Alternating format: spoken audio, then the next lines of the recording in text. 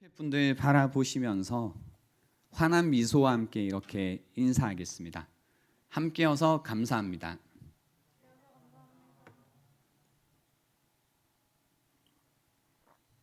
네, 함께여서 감사합니다. 모든 일에는 현타가 올 때가 있습니다. 그리고 모든 관계에서도 현타가 올 때가 있습니다.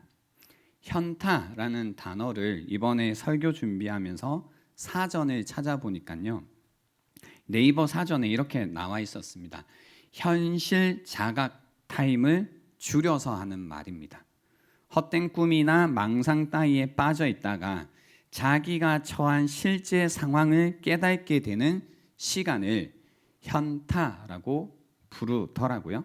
그래서 내가 이런 현실에 있구나를 자각하는 것, 이게 현타라고 하는 거죠.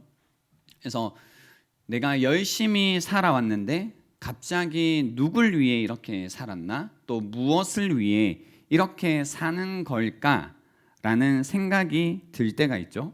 사는 게 다 이런 걸까?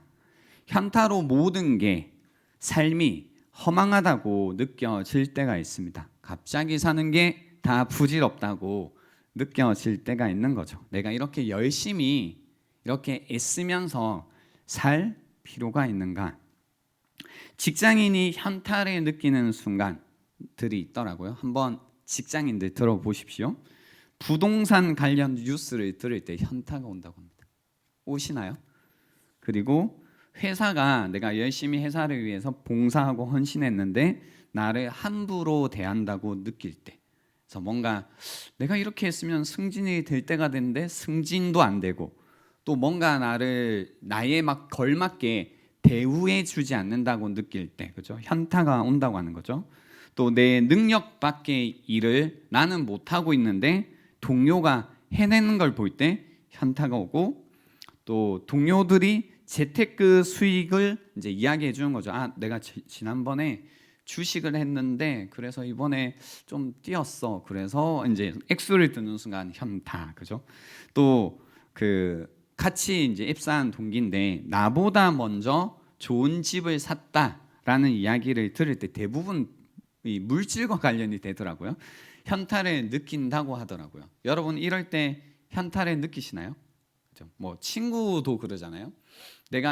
나는 아무 생각 없이 부모님 집에 있는데 내 친구가 집을 샀다, 자기는 분양을 받았다 얘기를 들으면 갑자기 나는 뭐 하고 사는 거지? 라는 이런 생각, 현타.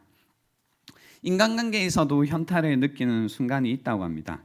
뭐 힘든데 주변에 내가 뭔가 말하거나 기댈 사람이 없다고 느껴질 때, 또 내가 도움을 받은 사람이 나에게 도움을 받았던 사람이 내 친구겠죠. 정작 내가 필요할 때는 안 도와줄 때, 그렇죠? 그 친구가 늘 힘들다고 어렵다고 느껴질 때 늘 함께 해줬는데 내가 힘들다고 어렵다고 말했지만 함께 있어주지 않는다. 그럼 다 그렇구나라는 생각이 드는 겁니다. 또 뭔가 내가 억울한 일을 당했는데 아무도 나를 믿어주지 않는 거죠. 너 그럴 줄 알았다, 뭐 이런 겁니다. 또 믿었던 사람에게 뒤통수를 맞았을 때도 그렇고, 또 연인 사이에서 일방적인 전혀 눈치를 못 채고 있었는데 갑자기 이별 통보를 받았을 때 현타가 오는 거고, 또 굉장히 나는 베프라고 여기고 있었는데 내가 뒷전이 됐다고 이제 느껴질 때에 관계란 이런 것인가 라는 현타가 온다는 거죠. 또 이제 누군가가 뭔가 자기가 필요할 때만 연락이 온다든지, 친한 친구인데 사소한 이유로, 그러니까 뭐 죽고 못 사는 관계까지는 아니더라도 굉장한 이 친밀감을 유지하고 있었는데 아주 사소한 이유로 멀어졌을 때도 현타를 느낀다고 합니다. 또 지금 당장 연락하거나 부를 사람이 떠오르지 않을 때도, 내가 그렇게 관계를 중요하게 여기면서 그렇게 살았는데 정작 내가 연락할 사람 한 명, 편하게 내가 만날 사람이 없다고 느껴질 때, 이럴 때 현타가 온다고 하더라고요. 여러분은 이럴 때가 없었나요? 뭐 직장에서든 인간관계에서든 또 여러분의 삶을 살아갈 때에 뭐 어느 순간에서든 또는 어떤 관계에서든 어떤 일 속에서 뭔가 현타가 와서 모든 게 부질없다, 삶이 허망하다라고 느껴진 적이 없냐라는 겁니다. 뭐 어떻게 없겠어요, 그죠? 현실을 살아가고 있는데 현실을 자각하는 시간이 어떻게 없었겠냐 싶기는 하는 거죠. 그래서 뭔가 마음속에 사는 게 다 이런 건가? 라는 생각. 그죠? 그래서 내가 처한 어떤 실제 상황, 뭐 좀 더 엄밀히 말하면 이게 현실이구나라고 내가 자각했을 때 그 현타로 인해서 마음이 슬퍼지고 뭔가 씁쓸해지고 더 이상 아무것도 하고 싶지 않다고 느껴졌을 때, 그때 우리는 어떻게 해야 될까? 또 이것보다 더 깊은 문제들도 있죠. 무엇을 해도 내가 처한 현실이라는 게 있죠. 그래서 내가 이 현실에서 벗어나기 위해 현실을 열심히 살았는데 그런 느낌이 들 때가 있잖아요. 내 현실이라는 것, 나의 어떤 결말이라는 것은 다 정해져 있구나. 피할 수 없는 현실, 어찌할 수 없는 현실, 바꿀 수 없는 현실이 있구나라는 이런 어쩌지 못하는, 바꾸지 못하는 현실이 자각될 때도 있습니다. 그러면 이제 굉장한 절망감 가운데 슬픔에 젖어 있게 되는 거죠. 뭐 이런 문제가 여러분에게는 뭐 가족 문제일 수도 있을 겁니다. 가족 안에 풀리지 않는 문제가 있어서 내가 열심히 애를 쓰면서 살아왔는데 결국은 가족 문제는 풀리지 않더라. 그죠? 어떤 관계 속에서 애를 썼어요. 도움을 주기 위해. 근데 이제 변하지 않는 거죠. 그럼 마음속에 어떤 글이 새겨져요? 사람은 변하지 않는다.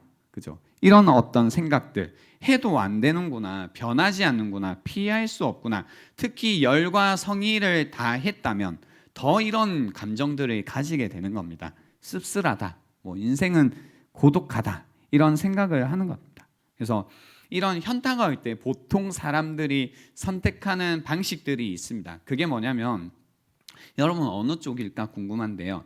첫 번째는 초연해지기. 좀 수준이 있는 것 같아요. 그래, 결국 올 것이 왔구나.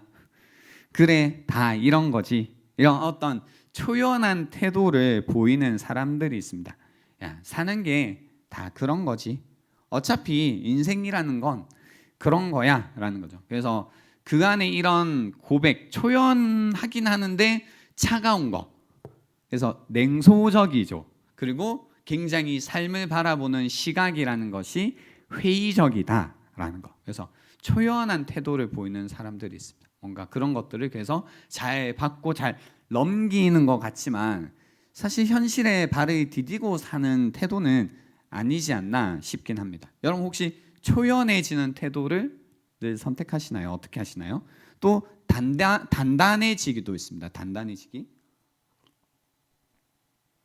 단단해지기는 뭐냐면 마음을 이제 말 그대로 단단하게 하는 겁니다. 완고하게 한다라는 표현도 쓰긴 하는데요. 이 마음을 단단하게 해서 내가 현실 속에서 느끼는 것들을 대처하는 겁니다. 그러니까 마음을 열지 않는 거죠. 마음을 열었더니 현실을 내가 자각할 때마다 굉장히 이제 큰 충격을 받는 거죠. 그래서 그 마음을 이제 닫고 사는 겁니다. 진짜 나의 마음이라는 것과 현실과는 마주하지 않게 하는 겁니다.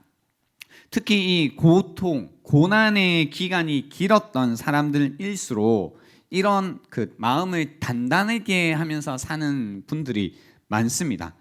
부정적인 현실 속에서 부정적인 감정을 안 느끼기 위해서 감정의 선, 이 통로라는 걸 아예 닫고 지내는 거죠. 근데 문제는 뭐냐면 현실이 힘들기 때문에, 어렵기 때문에 뭔가 내 마음을 닫는 거는 이해는 되잖아요. 근데 문제는 부정적인 감정, 좋지 않은 감정, 내가 원치 않는 감정을 느끼지 않기 위해 닫다 보니까 내가 마땅히 느껴야 되는 감정들, 또 좋은 감정들조차도 못 느끼는 거죠. 그러니까 열었다 닫았다 할 수 없는 겁니다, 이 마음을. 그래서 부정적인 것도 닫고 좋은 것도 닫고, 그러니까 아무 감정도 느끼지 않고, 그죠? 그냥 무감각 가운데 감정이 없는 겁니다, 그죠? 이렇게.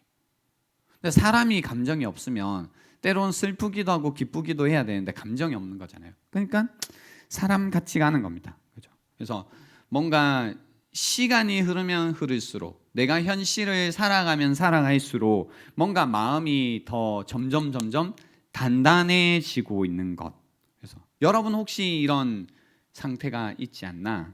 그죠? 동맥경화가 아니라 감정경화로 살아가고 있는 분들, 꽉 막혀 있는 거죠.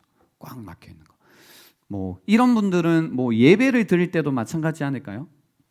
뭔가 하나님께서 우리에게 주시는 좋은 감정들, 그죠? 그분과의 어떤 관계 속에서 믿음 가운데서 우리가 누려야 되는 선한 감정들이 있지만 이런 감정도 잘 느껴지지 않는 겁니다. 또 우린 또 감정의 시대에 살잖아요. 그러니까 뭔가 느껴지지 않으니까 다 거짓인 것처럼 이제 살아가게 되는 거죠. 그러니까 무엇 하나 확실한 것도 없고 진리도 없고 아무것도 없이 그냥 살아가는 겁니다.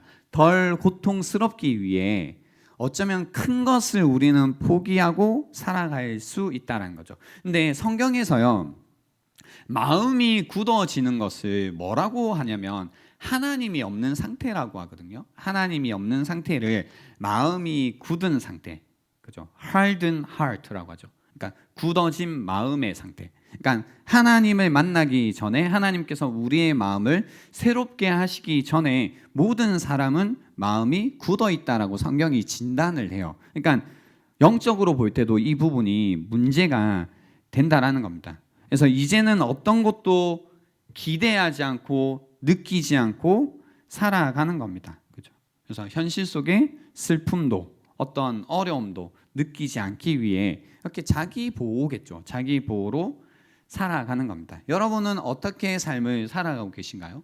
현타를 느낄 때마다 뭔가 초연한 태도를 보이시나요? 아니면 더 마음을 단단하게 굳게 하시면서 살아가시나요? 이제 계속 여러분의 현실에 이게 문제를 영향을 끼치고 있겠죠.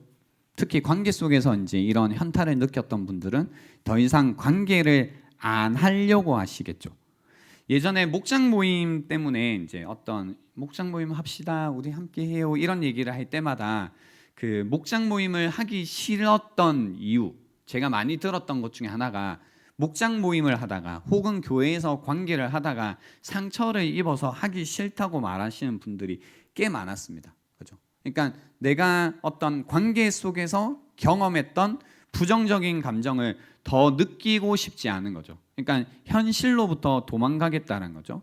관계라는 현실에서부터 도망가고 싶어하는 마음. 그러니까 결국은 자꾸 현실을 피하고 싶으니 현실로부터 도망가서 사는 거죠. 그러다 보면 나는 현실에서 살지 못하는 사람이 되는 겁니다.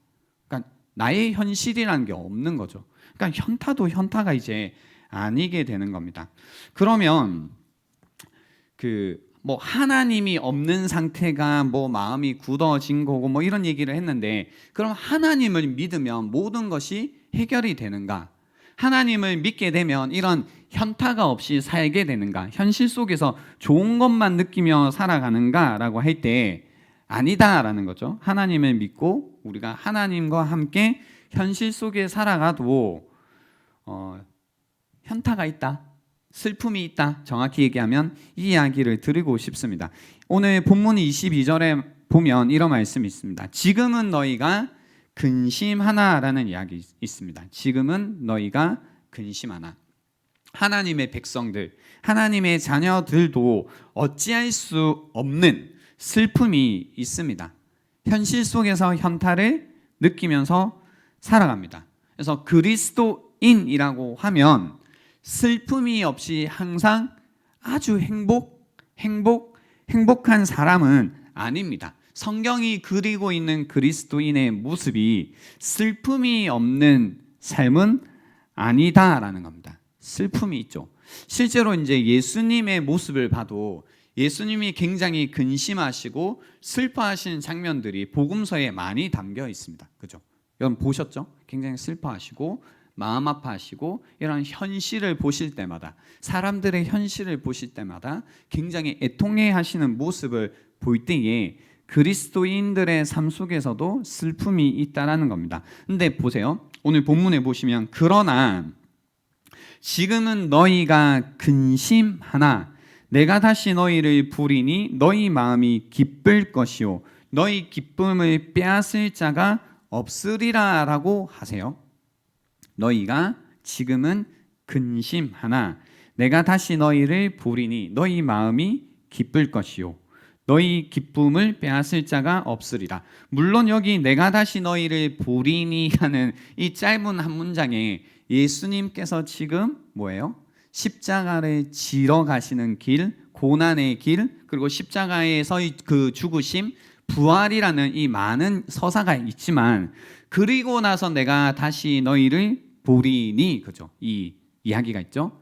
너희 마음이 기쁠 것이요 너희 기쁨을 빼앗을 자가 없으리라라고 이 서사가 들어오면서 우리에게 또 다른 이야기를 해 주시는 겁니다. 그래서 현실 속에 슬픔이 있지만, 현실 속에 근심할 일이 있지만, 현실 속에 기쁨이 온다라고 이야기하시는 겁니다. 그래서 시편 30편 5절에 보시면 이런 말씀이 있습니다. 그의 노염은 잠깐이요 그의 은총은 평생이로다. 저녁에는 울음이 깃들일지라도 아침에는 기쁨이 오리로다 라고 하십니다. 저녁에는 울음이 깃들일지라도 아침에는 기쁨이 오리로다 라는 거죠. 밤에 아무리 슬퍼했더라도, 밤에 아무리 근심했더라도 아침에는 기쁨이 온다는 겁니다. 사실 밤과 아침이라는 의미를 여러분이 받아들이셔야 됩니다. 아무리 밤이 긴 것 같고 깊은 것 같아도 반드시 아침은 옵니다.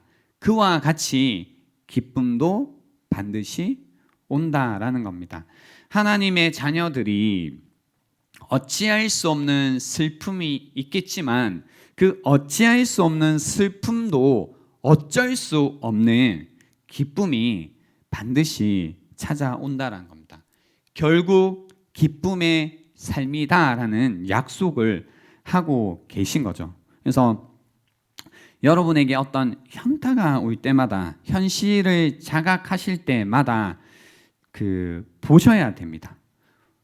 뭔가 자꾸 초연해지는 태도와 내 마음이 단단해지는 방식이 아니라 현실을 보셔야 되는 겁니다. 때로는 더 슬퍼지기도 하지만, 밤이 깊다라고 느껴지기도 하지만 아침이 반드시 오는 것처럼 기쁨이 오리라라는 그 믿음으로 살아가셔야 된다는 겁니다.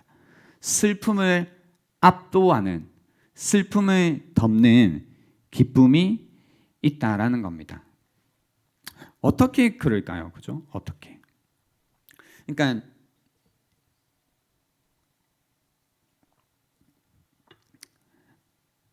단순히 이런 얘기일까? 그냥 듣기 좋은 말. 뭐가 듣기 좋은 말이에요? 여러분 힘드시죠? 반드시 좋은 날이 올 겁니다. 그죠? 여러분 괴로우시죠? 다 풀릴 날이 올 겁니다. 이런 이야기인가? 예수님이 지금 그런 이야기를 하고 계신 걸까?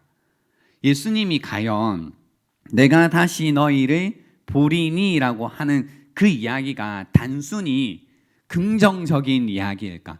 결코 그렇지 않거든요. 내가 다시 너희를 보리니 라는 이 말씀이 그러니까 굉장히 중요한 이야기가 됩니다. 그분의 죽으심과 부활이라는 것이 사실은 현실이라는 것을 완전히 바꾸는 하나의 반전이 된다는 거죠. 그러니까 내가 다시 너희를 보리니 라는 서사 속에 담겨있는, 줄여서 말씀드릴 수밖에 없는 십자가와 부활이라는 것이 저녁에는 울음이 깃들일지라도 아침에는 기쁨이 오리라 라는 이 약속을 확신 가운데 우리에게 하실 수 있다는 겁니다.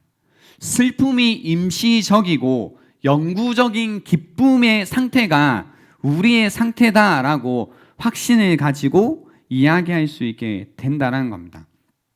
그래서 여러분에게요, 이 이야기, 내가 다시 너희를 보리니 라는 이 이야기가 여러분이 정말로 믿고 사시는 이야기인지를 보셔야 된다는 겁니다. 무엇을 믿고 살아가는가?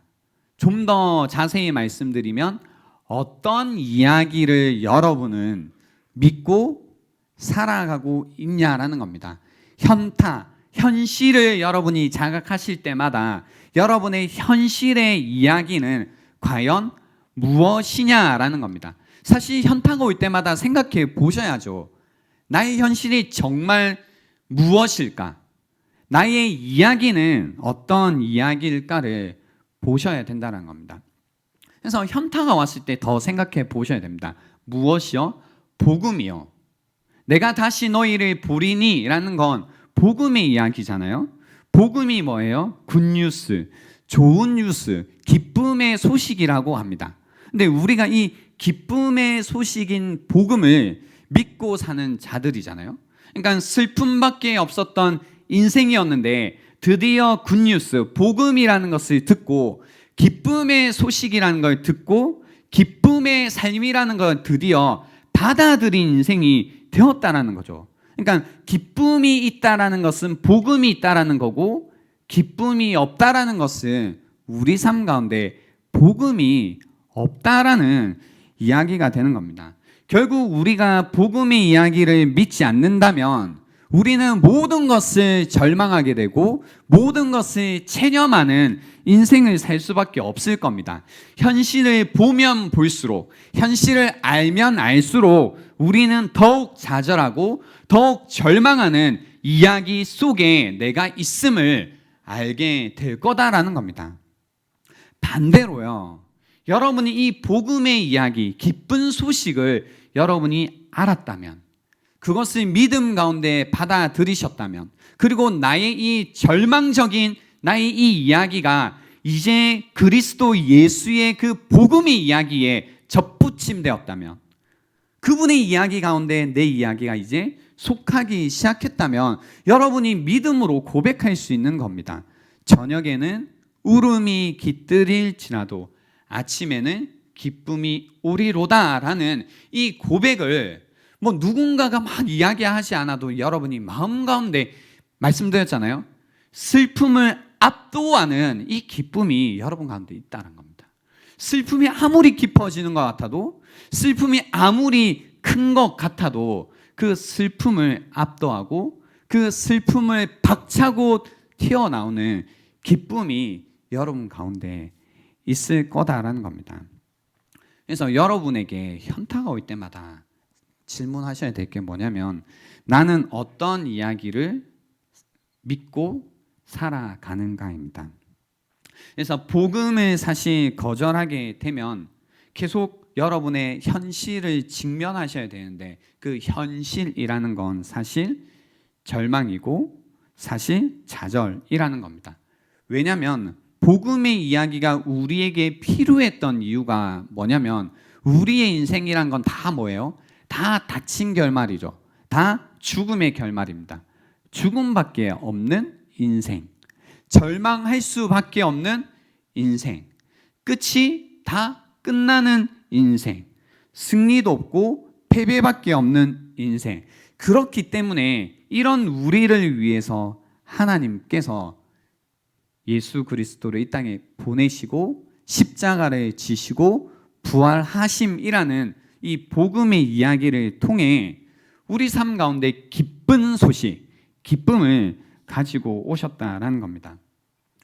그리스도인이지만 여전히 여러분이 이 복음의 이야기 속에서 살지 않고 세상의 이야기 속에서 살고 계시다면, 그래서 세상 속에서 무언가를 찾고 있다면, 그래서 나에게도 마음껏 기뻐할 수 있는 날이 있을까? 라는 그 이유와 근거를 세상 속에서 찾고 계시다면 여러분이 현실을 자각하실 때마다 항상 절망하게 되시고 항상 뭔가 패배감 가운데 지내시게 될 거라는 겁니다.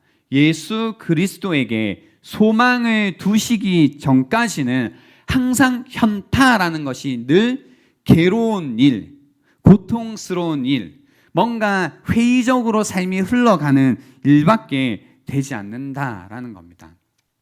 이제 말씀을 정리하려고 하는데요, 오늘 이 말씀은요, 뭔가 최악의 현실이라는 것을 눈앞에 두고 있는 제자들에게 예수님께서 주신 말씀입니다. 그러니까 우리가 살면서 경험할 수 있는 가장 최악의 현실, 그죠? 최악의 현실. 그것을 지금 눈앞에 두고 있는 제자들에게 이 제자들이 뭔가 그 현실을 헤쳐나갈 힘과 위로와 격려를 하시기 위해서 주님이 이 말씀을 하고 계시다라는 겁니다. 그래, 결국 올 것이 왔구나. 주님 죽으신다더니 정말로 죽는구나. 뭐 사람이 죽는 거지. 뭐 다 그런 거지. 믿었는데 소용이 없구나. 그래, 다 인생이 이런 거 허망한 거 아닌가? 뭔가 세상은 어차피 이렇게 폭력적이고 다 끔찍한 거 아닌가? 내가 할 수 있는 게 뭐가 있나? 어깨 한번 으쓱하고, 그죠? 이제 더 이상 어떤 미련도 가지지 않고 살아야겠다. 이렇게 세상에서 물러나게 하시는 말씀이 아니라 예수님 그분이 이루실 일, 그분이 십자가에서 우리를 위해서, 절망밖에 없고 죽음밖에 없는 우리를 위해서 하실 일을 가지고 그 일을 토대 위해서 우리에게 하신 말씀입니다. 너희가 세상에서 근심한 일이 있겠지만, 어려움을 겪겠지만 용기를 내라. 내가 이 세상을 이겼다라고 하시는 말씀입니다. 그래서 그 주님께서 우리를 하신 십자가와 부활이라는 것이 우리에게 근거가 되어 세상이 줄 수도 없고 세상이 빼앗아갈 수도 없는 기쁨을 우리에게 주시겠다고 지금 약속하신 겁니다. 그 기쁨, 그 누구도, 그 무엇도 빼앗아갈 수 없다는 겁니다. 세상이 주는 기쁨, 사람이 주는 기쁨은 세상도 변하고 사람도 변하기 때문에 언제든지 빼앗아갈 수 있죠. 현타. 그렇지만 결코 변하지 않는 그분이 주시는 기쁨은 세상이 어떤 일을 해도, 심지어 나조차도 그 기쁨을 빼앗아갈 수 없다는 겁니다. 변함없는 하나님께 기초한 기쁨이기에 그 무엇도 빼앗을 수 없는 기쁨이 있다는 겁니다. 여러분 삶 가운데 이 복음으로 인한 기쁨이 있으신가요? 때로는 현실이 너무 척박하고 너무나 괴롭고 절망적일 때가 있지만, 그렇지만 그것을 박차고 나오는 여러분 안에 그 깊은 기쁨이라는 것이 있나요? 복음으로 인해 여러분 마음 가운데 담고 있는 그 깊은 기쁨이라는 것이 여러분 안에 있냐라는 겁니다.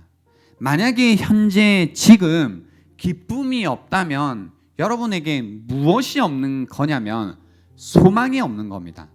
소망. 더 이상 소망하지 않기에 기쁨을 잃어버린 거다라는 겁니다. 데살로니가전서 4장 13절에 그래서 이런 말씀이 있습니다. 형제들아, 자는 자들에 관하여는 너희가 알지 못함을 우리가 원하지 아니하노니 이는 소망 없는 다른 이와 같이 슬퍼하지 않게 하려 함이라라는 겁니다. 여기에서 자는 자들이라고 하면 죽은 자들입니다. 죽은 자들. 그러니까 죽음의 상태에 있는 사람들에 관한 이야기인데요. 그 끝에 대한 이야기조차도 무슨 이야기를 하냐면, 야, 죽음이라고 해서 소망 없는 것처럼 살지 말라라는 거죠. 그래서 소망 없는 다른 이와 같이, 물론 어떤 잠깐의 이별, 뭔가 죽음이라는 것이 우리에게 슬픔을 가져다 주겠지만, 그죠? 사랑하는 부모님, 사랑하는 친구를 먼저 보내는 일은 굉장히 슬픈 일이죠. 하지만 다른 것이 무엇이 있냐면 소망 없이 슬퍼하는 게 아니라는 겁니다. 소망 없는 다른 이와 같이 슬퍼할 게 아니라는 겁니다. 이와 마찬가지로 우리는요, 소망 가운데 슬픔이 있더라도 슬퍼하는 자들, 소망 가운데 좌절하지 않는 자들이 되어야 된다는 겁니다. 그렇죠? 내가 다시 너희를 보리니, 그분의 죽으심과 부활을 통해서 예수님께서 이 땅 가운데 사실은 새로운 하나님 나라라는 새로운 현실을 우리에게 선물해 주셨습니다. 그래서 우리가 믿음 가운데 우리가 원래 살고 있던 현실이라는 것, 옛 세상이죠. 과 그분이 우리에게 가져다 주신 하나님 나라라는 새로운 현실 사이에서 지금은 살아가고 있죠. 지금은 살아가고 있죠. 예전에 말씀드렸던 이미 그러나 아직 그러나 이미, 그죠? 하나님의 나라가 벌써 이미 임했지만 그러나 완성될 하나님의 나라를 아직 기다리고 있는, 뭔가 이 긴장 상태에서 살아가고 있다라는 겁니다. 그래서 때로는 우리의 현실이라는 것이 원래 우리가 느끼고 보고 살았던 현실이기도 하고요. 그 가운데서 또 어떤 것이 우리에게 현실이 점점 되고 있냐면 하나님의 나라, 그분의 다스림, 그분의 약속, 그분의 은혜와 자비라는 것이 우리에게 점점 현실이 되고 있는 겁니다. 그래서 저는 우리가 현실을 느낄 때마다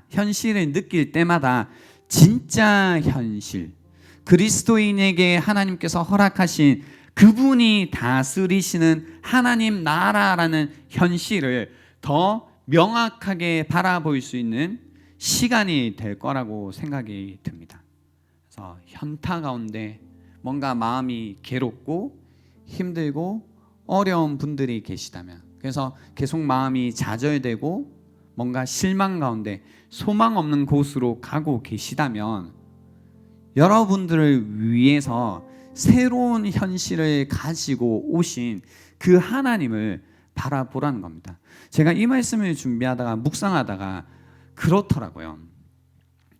세상은 우리가 현실을 자각하면 자각할수록 좌절하게 되고요.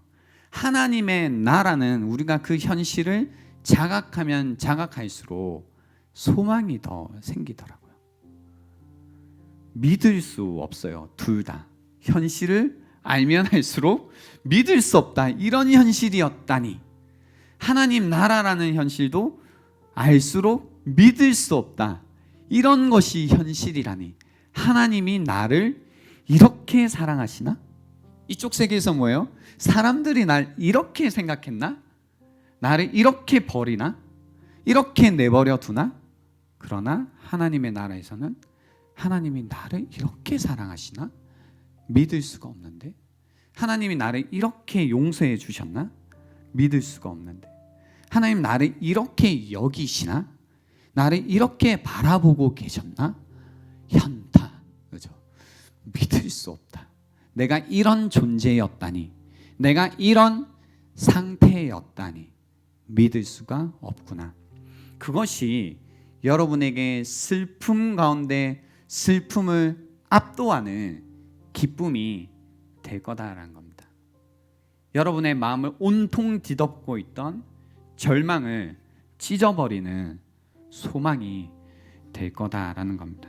그래서 오늘 이 말씀 가운데 결론적으로요, 이런 말씀을 우리에게 주시는 겁니다. 그날에는 너희가 아무것도 내게 묻지 아니하리라. 내가 진실로 너희에게 이르노니 너희가 무엇이든지 아버지께 구하는 것을 내 이름으로 주시리라. 지금까지는 너희가 내 이름으로 아무것도 구하지 아니하였으나 구하라. 그리하면 받으리니 너희 기쁨이 충만하리라라는 약속을 주십니다. 새로운 관계입니다. 다시 보리니라는 이 엄청난 이야기 속에서, 하나님 나라의 이야기 속에서 우리는 이제 하나님을 아버지라 부르며 그분에게 우리의 필요를 말씀드리고 우리의 상황을 말씀드리고 우리의 모든 것들을 채우시는, 그죠? 그분의 은혜와 자비를 경험하게 될 거라라는 겁니다. 여러분, 현타 가운데 구하십시오. 아버지께 구하십시오. 세상을 향해 달라고 그만하시고 아버지께 구하십시오. 그분이 여러분을 채우시고 인도하시고 붙드실 겁니다. 그분께서 여러분에게 세상이 빼앗을 수 없는 기쁨이라는 것을 주실 거다라는 겁니다. 이 시간을 드리겠습니다. 오늘 들었던 말씀 한번 생각해 보십시오. 나는 어떤 현실을 지금 보고 있는가? 돈의 문제인가? 집의 문제인가? 관계의 문제인가? 혹은 나의 정체성의 문제인가? 나는 어떤 현실을 자각하고 그 가운데 슬퍼하고 있고 괴로워하고 있고 좌절하고 있었나? 진짜 나의 현실은 무엇일까를 이 시간 묵상해 보는 시간이 되면 좋겠습니다. 시간 드리겠습니다.